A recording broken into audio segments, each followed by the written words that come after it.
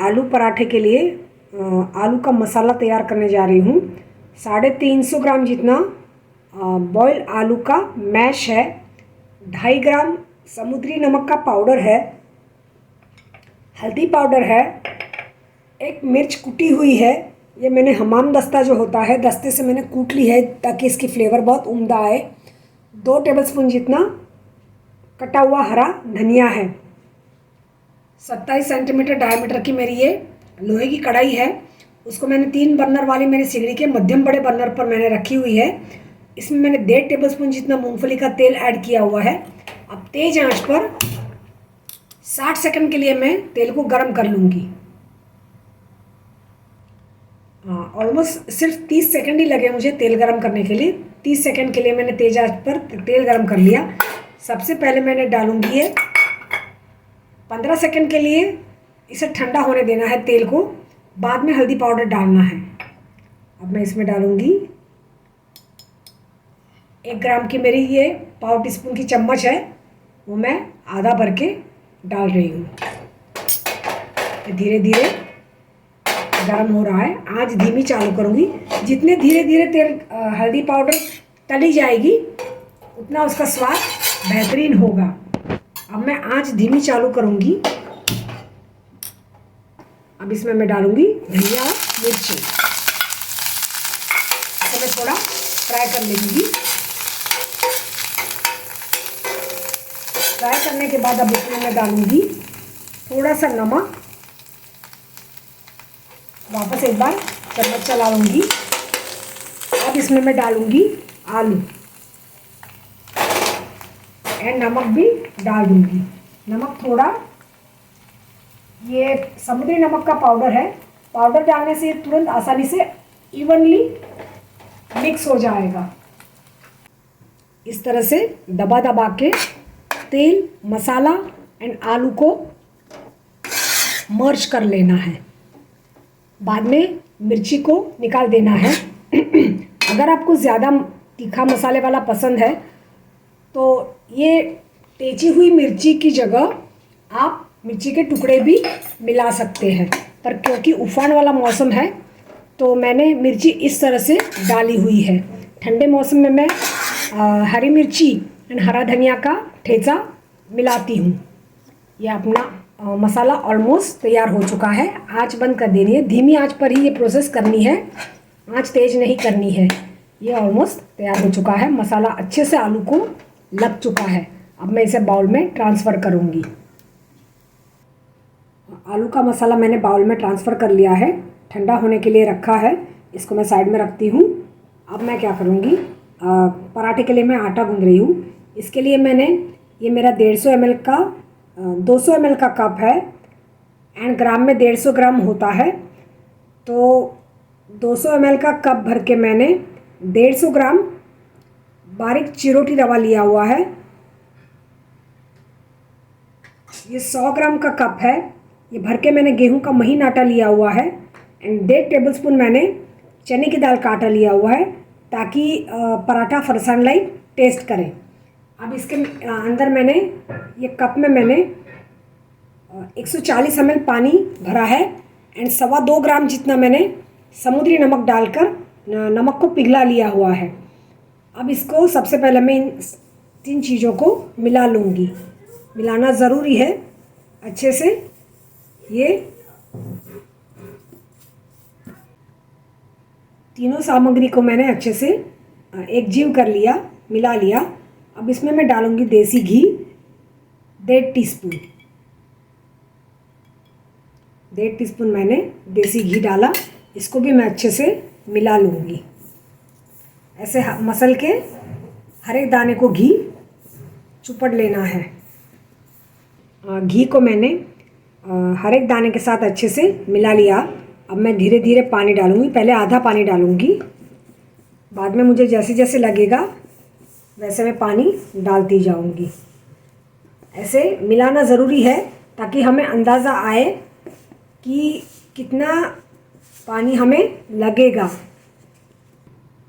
130 ml जितना पानी, 125 ml जितना पानी लगता है डो तैयार करने के लिए। डो नरम होना चाहिए, ना कि ढीला होना चाहिए। ये नरम है, ताकि नरम होने से जब हम स्टफिंग भरेंगे तो बेलते समय पराठा फटेगा नहीं। तो नरम होना ज़रूरी है, ढीला नहीं होना चाहिए। अब इसके ऊपर मैं थोड़ा सा घी लगा के इसे चिकना करके डो को मैंने घी लगा के चिकना कर लिया एंड बाउल में भर दिया। 10 मिनट के लिए इसे मैं ढक कर रखूँगी। बाकी सामग्री की बात करूँ तो मूंगफली का तेल एंड थोड़ा देसी घी दोनों मिलाकर रखा हुआ है पराठा सेकने के लिए। सूजी के डो से, बड़े डो से 7 इक्वल मैंने डोबल तैयार कर लिए हुए हैं एंड आलू के मसाले के मैंने 10 इक्वल डोबल तैयार कर लिए हुए हैं। अब दोनों का प्रोपोर्शन सही हो जाए, इसके लिए आपको क्या करना है कि मैंने जो सूजी 1 कप ली थी, उसके बजाय आप सूजी को 1.5 कप ले ले, आधा कप गेहूं का आटा ले एंड 2 टेबलस्पून चने की दाल का आटा ले एंड 2-2.25 टीस्पून जितना देसी घी एंड पानी का प्रोपोर्शन उस हिसाब से आप सेटल करके डो तैयार कर लेंगे। तो इक्वल प्रोपोर्शन में आटे के डो बोल एंड मसाले के डो बोल तैयार होंगे। अब मैं एक एक पराठा बेलने के लिए लेती हूँ। बाकी सामग्री की बात करूँ तो 27 सेंटीमीटर डायमीटर की मेरी लोहे की तवी है। इसको मैंने 3 बर्नर वाले मेरी गैस स्टोव के सबसे बड़े बर्नर पर मैंने रखी हुई है। अब आंच ऑन करूँगी एंड तेज आंच पर मैं 60 सेकंड के लिए इसे गर्म कर लूँगी।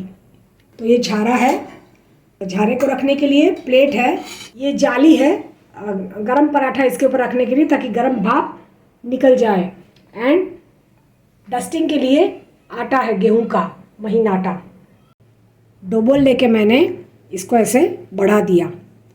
अब क्या करना है, मुझे ये डोबोल थोड़ा बड़ा लग रहा है मैश वाला, तो मैं इसका थोड़ा निकाल दूंगी एंड इसमें भरूंगी। इसमें भर के मैं हर तरफ से सील कर लूँगी।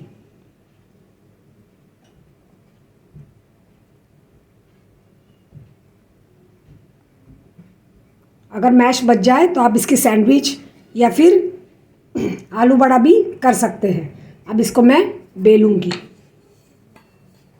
हल्के हाथ से बेलना है, बहुत भार देके नहीं बेलना है। वापस डस्टिंग करूँगी, डस्टिंग करके इसे बेलती जाऊंगी। ये पराठा मैंने बेल लिया है। ऐसा लगे कि मसाला दिख रहा है तो डोबोल का साइज़ और भी बड़ा कर ले और इसका साइज़ और भी छोटा कर ले। इसका साइज़ बड़ा कर ले, इसका साइज़ छोटा कर ले, तो ये बाहर नहीं आएगा बेलते समय।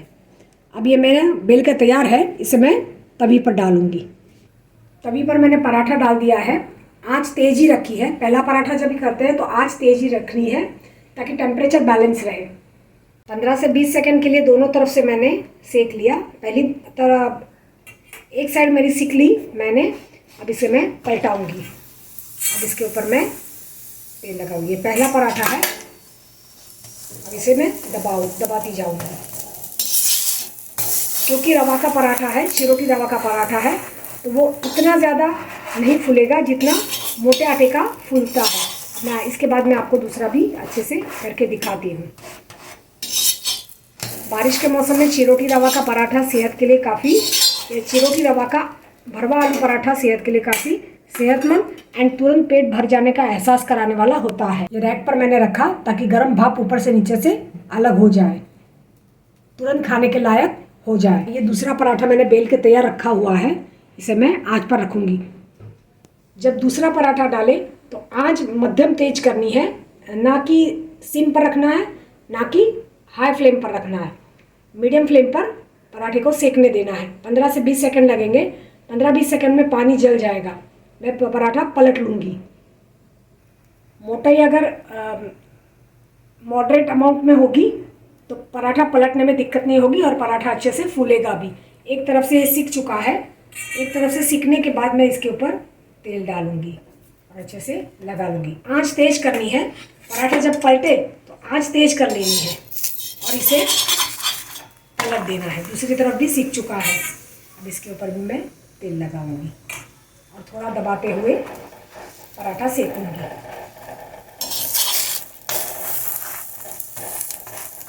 उम्दा पराठा, चिरोटी रवा, masala aloo paratha is ready to सर्व।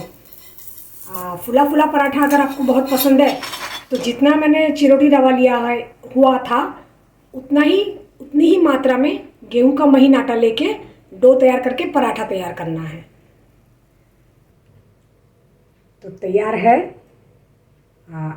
मसाला आलू चिरोटी रवा पराठा, साथ में मैंने परोसी है तली हुई मिर्ची नमक वाली first class flavours of meal for monsoon season. Must try meal. Thank you.